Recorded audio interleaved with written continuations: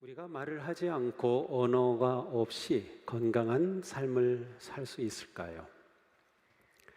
음성과 글과 이미지로 표현되는 언어 없이 우리는 하루도 살아갈 수 없습니다. 하나님은 태초에 말씀으로 세상을 창조하셨으며 우리 사람에게는 특별한 선물인 언어를 주셨습니다. 이 세상에 많은 동물이 있는데 사람처럼 이렇게 고도의 언어로 소통하고 이러한 생물은 없어요. 인간은 언어의 동물 혹은 언어의 존재라고 하죠. 우리는 언어로 소통하고 대화합니다. 인류의 지식과 지혜는 언어를 통해 축적되고 전달되고 발전하였습니다. 인류의 문명과 문화는 언어의 산물입니다. 더 나아가 우리의 영적인 삶도 언어 생활입니다. 우리는 말로 하나님의 말씀을 배우죠. 우리는 언어로 기도하고 찬양합니다. 우리는 말을 하지 않고서는 믿음의 교제와 사랑을 나누며 거룩한 삶을 살아갈 수 없습니다. 언어가 이렇게 중요한데 우리의 언어 생활에 만족하고 있습니까?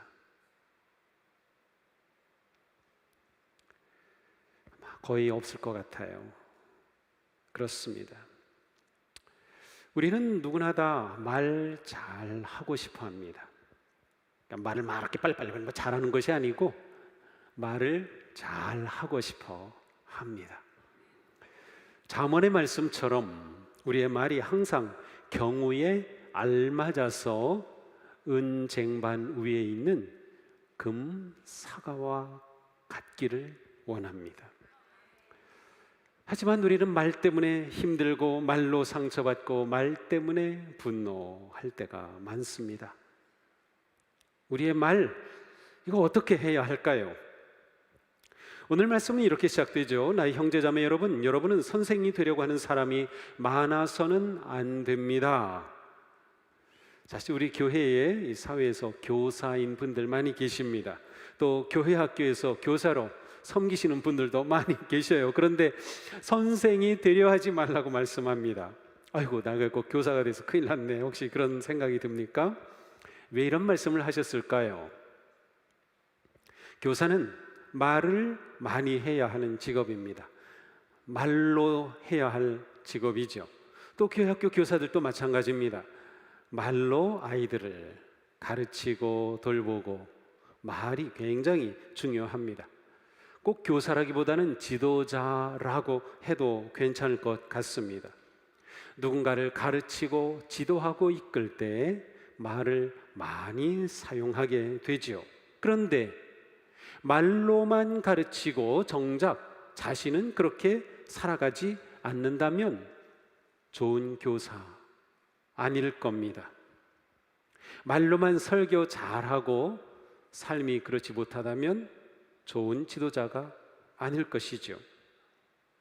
그러기와 학생과 다른 사람에 대해 중요한 아주 중대한 책임을 가지고 있는 교사는 더 큰 심판을 받을 것이라고 말씀합니다. 야고보 사도는 이렇게 말을 많이 해야 하는 교사가 되는 것을 가볍게 여기지 말라고 말씀하고 있습니다. 우리는 종종 말해서 실수를 합니다. 다시 주워 담으면 좋겠다라고 하는 때가 많이 있어요. 그런데 한번 내뱉은 말은 다시 담을 수가 없습니다. 야고보 사도의 말씀이 그렇습니다. 함께 읽어볼까요? 우리는 다 실수를 많이 저지릅니다. 누구든지 말에 실수가 없는 사람은 온몸을 다스릴 수 있는 온전한 사람입니다. 아멘. 온전한 사람, 성숙한 사람은 그만큼 말에 실수가 적은 사람입니다.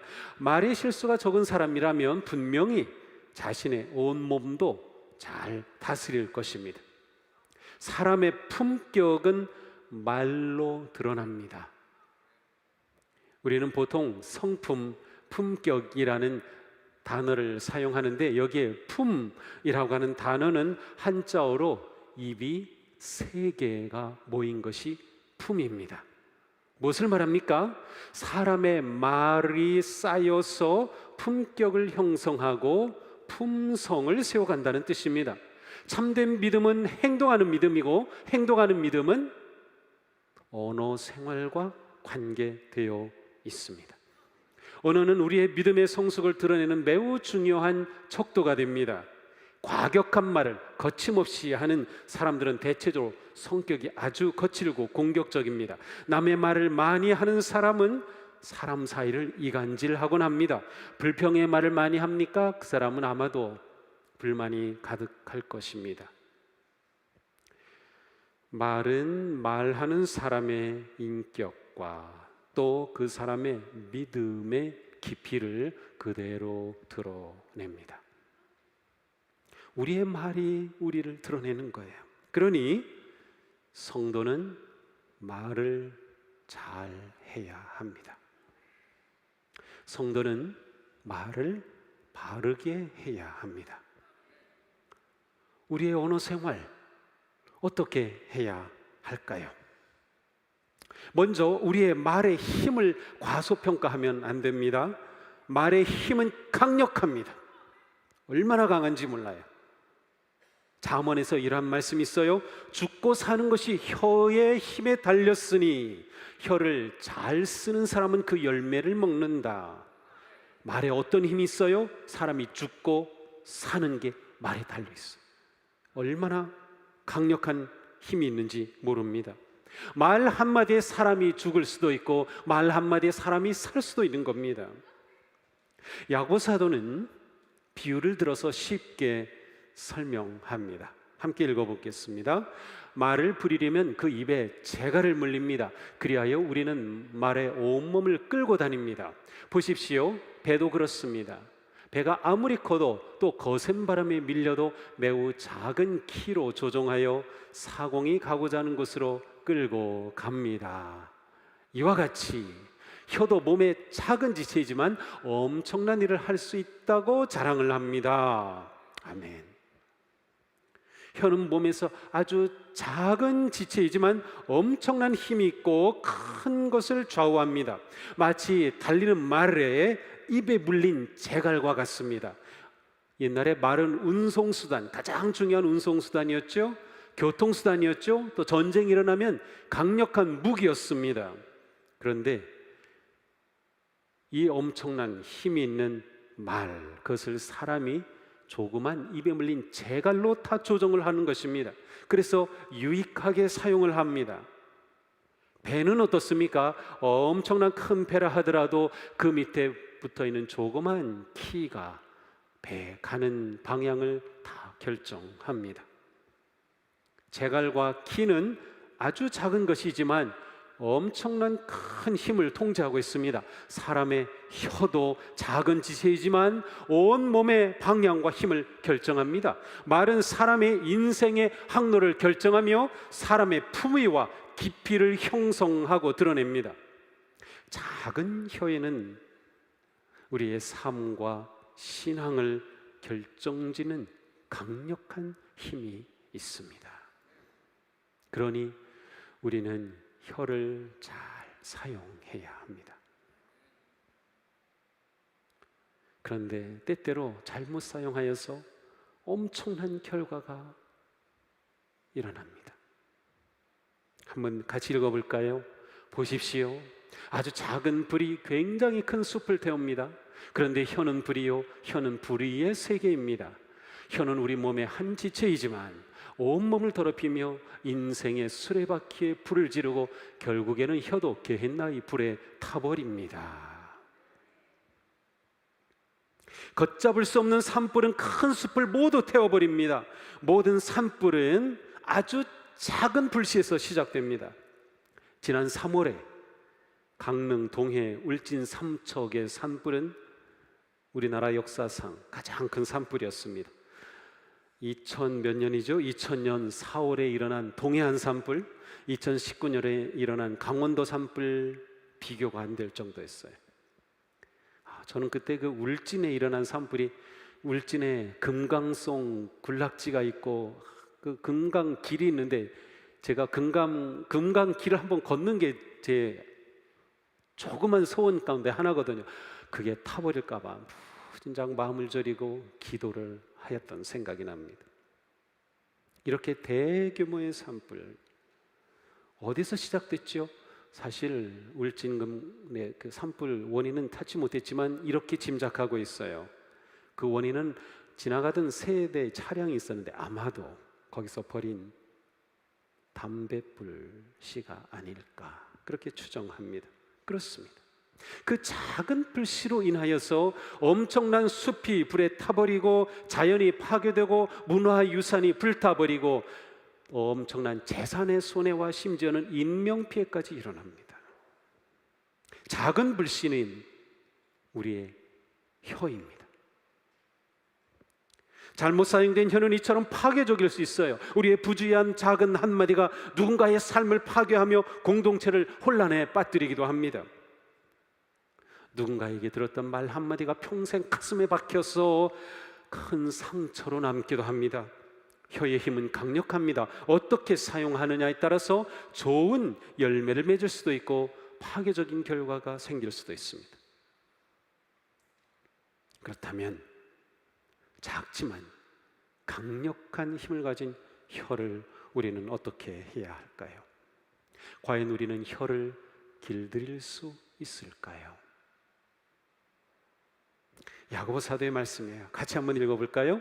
들짐승과 새와 기는 짐승과 바다의 생물들은 어떤 종류든지 모두 사람이 길들이고 있으며 길들여 놓았습니다.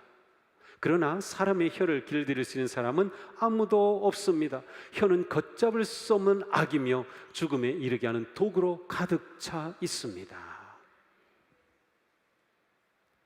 만물의 영장으로 불리는 사람은 이 세상의 어떤 야생 동물이라 하더라도 조련하고 길들이고 다스렸습니다. 힘차고 쾌활하게 촌을 달리는 말, 정말 멋지죠? 그런데 그 말도 전부 다 조련하여 길들인 것입니다.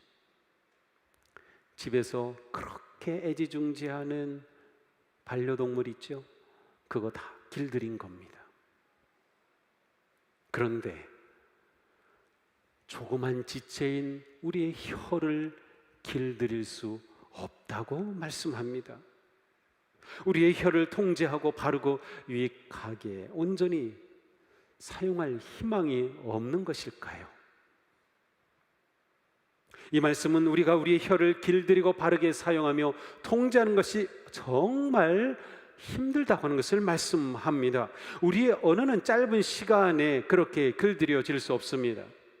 왜냐하면 우리의 혀는 애초에 타락한 죄의 독으로 가득하기 때문입니다. 우리의 언어를 순화하고 다스리는 것, 길들이는 것, 그것은 우리의 영적 성장에 아주 중요한 부분입니다. 혀에는 죄의 악의 독이 있기 때문이에요. 혀를 길들인다는 것은 우리의 말이 통제되는 것을 의미하죠. 통제되지 않는 것은 곱비 불린 망아지가 되고 걷잡을 수 없는 산불이 되고 말아서 우리의 혀로 인해 엄청난 일들이 일어나는 거예요. 그러니 우리가 살아가면서 우리의 혀를 길들이는 것은 너무도 중요한 일입니다. 솔로몬 왕은 이러한 말을 남겼어요. 적절한 대답은 사람을 기쁘게 하니 알맞은 말이 제때에 나오면 참 즐겁다. 혀를 길들인다는 것은 모든 상황에서 적절하게 말을 하는 것이며 알맞은 말을 제때에 하는 것입니다. 거룩한 언어의 습관이 일상 속에서 자연스럽게 일어나게 되는 것, 그것이 혀를 길들이는 것이에요. 그런데 혀를 길들이기 위해서는 근원부터 다스려야 합니다. 혀를 어떻게 길들이겠어요? 근원을 다스려야 돼요. 말의 근원은 무엇입니까? 우리의 마음입니다. 자, 같이 한번 읽어볼까요? 입으로 들어가는 것이 사람을 더럽히는 것이 아니라 입에서 나오는 것, 그것이 사람을 더럽힌다. 입에서 나오는 것들은 마음에서 나오는데 그것들이 사람을 더럽힌다. 마음에서 악한 생각들이 나온다. 주님의 말씀입니다. 말은 우리의 마음으로부터 나오는 것이죠. 혀를 길들인다는 것은 우리의 마음을 다스리는 것과 연결이 됩니다. 우리의 마음에 감사가 넘치면 우리의 혀에서는 찬양이 나오지 않겠습니까? 우리의 마음에 사랑이 가득하면 우리의 혀는 따뜻하고 친절하지 않겠습니까? 우리의 마음에 진리가 가득하면 우리의 혀는 진실을 말하지 않을까요? 그러나 교만이 가득하면 비판과 정죄가 나올 겁니다. 두려움이 가득하면 염려의 말만 나올 겁니다. 시기가 가득하면 질투가 나올 겁니다. 말은 마음에서 시작됩니다. 그러므로 우리는 먼저 내 혀를 다스려야겠다. 그러면 우리의 마음을 주님께 드려야 합니다. 마음에 가득한 죄를 회개하며 끊임없이 십자가의 은혜를 구하고 의지해야 하는 것이죠. 회개하고 거듭난 우리의 마음에 성령님이 거하실 때 우리는 그 성령님을 통하여서 우리의 입에서 사랑, 기쁨, 화평, 인내, 친절, 선함, 신실, 온유, 절제와 같은 그러한 거룩한 말의 열매가 풍성하게 맺히게 될 것입니다. 우리의 혀를 길들이려면 마음을 주님께 드려야 한다. 야고보 사도께서 말씀하시려는 것은 바로 이것입니다. 신온일치입니다. 믿음과 말은 하나라는 말씀이에요. 자, 야고보서 전체는 무엇이에요? 믿음은 행동입니다. 그죠? 행동하는 믿음이에요. 그런데 우리의 믿음은 행동으로 나타날 때 그 행동 가운데 언어가 있습니다. 그래서 믿음이 언어와 일치해야 한다는 말씀이에요. 그런데 우리에게 문제가 있어요. 야고보 사도는 이렇게 말씀하죠. 우리는 이 혀로 주님이신 아버지를 찬양하기도 하고 이 혀로 하나님의 형상대로 짐을 받은 사람들을 저주하기도 합니다. 또 같은 입에서 찬양도 나오고 저주도 나옵니다. 나의 형제자매 여러분, 이렇게 해서는 안 됩니다. 샘이 한 구멍에서 단물과 쓴물을 낼 수 있겠습니까? 나의 형제자매 여러분, 무화과 나무가 올리브 열매를 맺거나 포도나무가 무화과 열매를 맺을 수 있겠습니까? 마찬가지로 짠 샘은 단물을 낼 수 없습니다. 우리의 입이 찬양과 저주가 섞여 있고 단물과 쓴물이 뒤섞여 있고 우리의 입에서 엉뚱한 열매가 나온다는 것이에요. 이것은 믿음과 언어가 일치하지 못한 모습입니다. 무화과나무에 올리브 열매가 맺은 형태입니다. 샘의 한 구멍에서 단물도 나고 쓴물이 나오는 것과 같은 것이에요. 이럴 수 없다는 것이에요. 믿음과 언어가 하나가 되어야 한다는 거죠. 우리의 믿음은 언어 생활을 통해 온전히 드러나야 한다. 우리의 믿음이 언어를 통해 드러나려면 구체적으로 어떻게 해야 하는 것일까요? 첫째로 우리 입에서 부정적인 말을 제거해야 합니다. 야고보 사도는 우리의 말에 실수가 많다고 했어요. 그래서 우리 말의 실수를 줄여가는 거예요. 실수를 줄여가는 거예요. 말의 실수란 불필요하고 부정적이고 악한 말을 의미합니다. 말의 힘을 부정적으로 사용하지 말아야 합니다. 말에 엄청난 힘이 있다고 그랬는데 부정적으로 사용하지 않는 것이죠.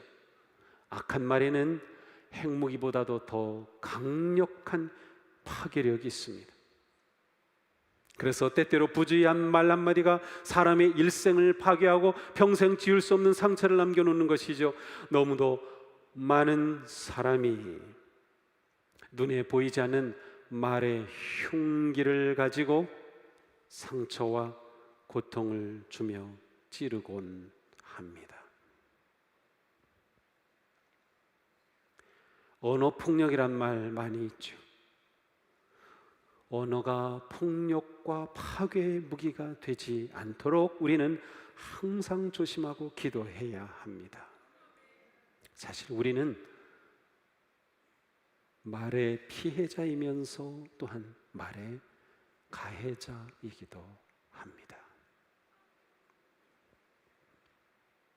사도 바울의 말씀을 잘 들으십시오. 함께 읽어볼까요? 음행이나 모든 더러운 행위나 탐욕은 그 이름조차도 여러분의 입에 담지 마십시오. 그렇게 하는 것이 성도에게 합당한 것입니다. 더러운 말이나 어리석은 말 또는 상스러운 농담은 여러분에게 어울리지 않습니다. 오히려 여러분은 감사의 참말을 하십시오. 아멘. 그렇습니다.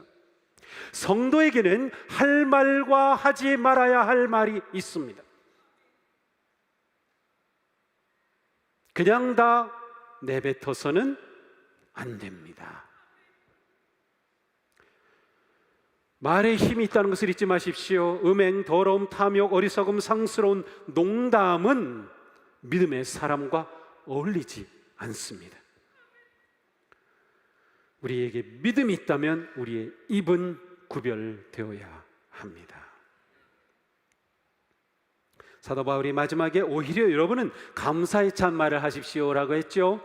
그러므로 두 번째, 우리는 감사와 축복의 말을 해야 합니다.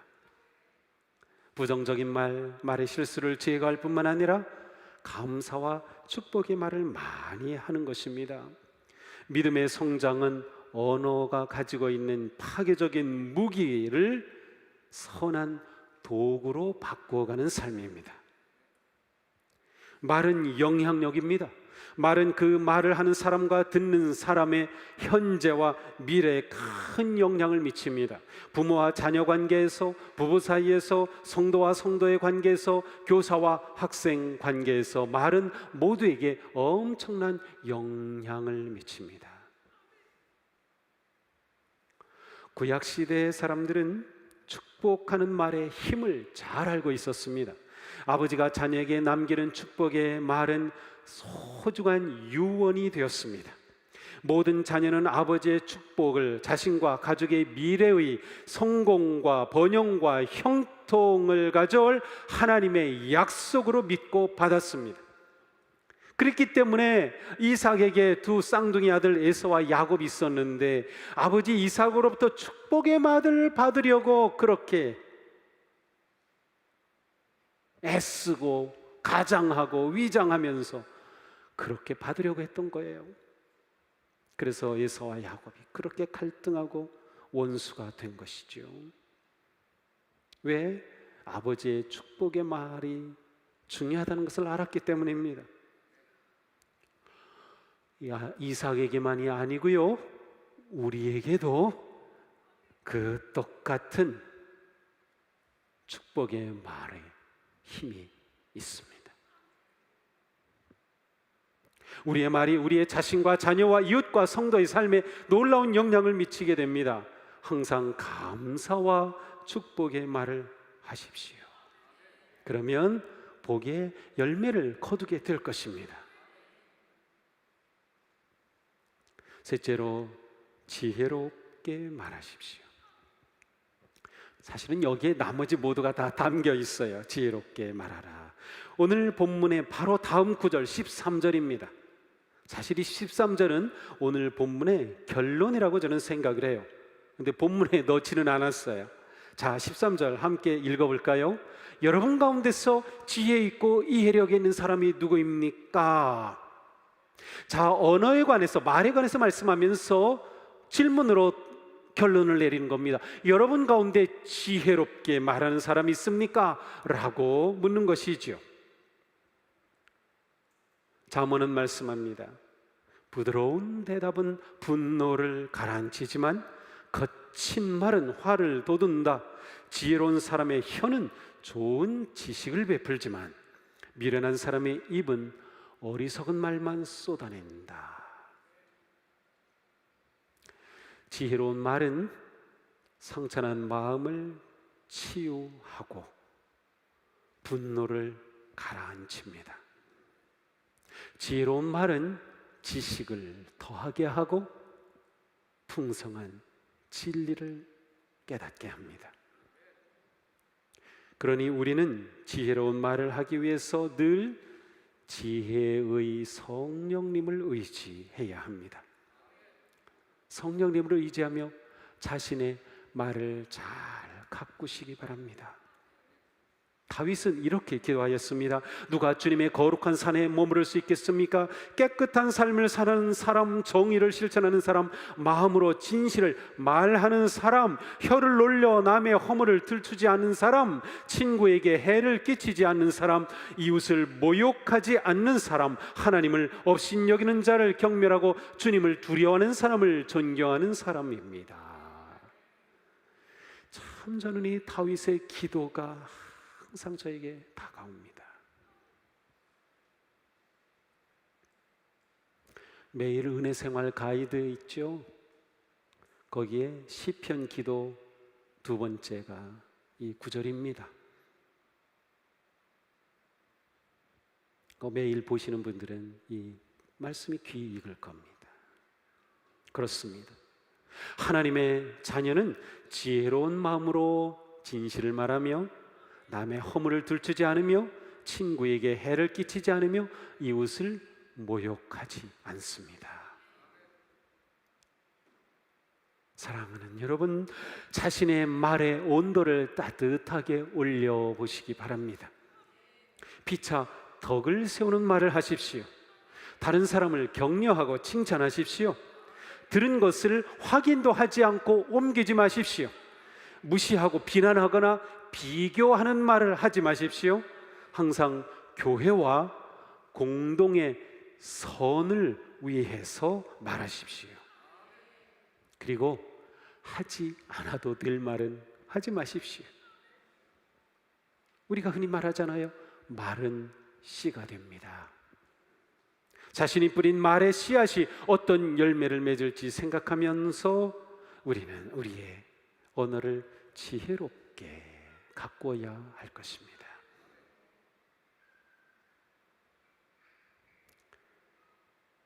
제가 어디선가 본 글인데 출처를 확인을 하지 못했어요. 하지만 너무도 말에 관한 중요한 표현입니다. 비평을 많이 하면 자녀들은 정죄를 배웁니다. 수치심을 주는 말을 하면 자녀들은 죄책감을 느끼며 자랍니다. 칭찬을 많이 하면 자녀들은 감사를 배웁니다. 격려의 말을 많이 하면 자녀들은 자신감을 가집니다.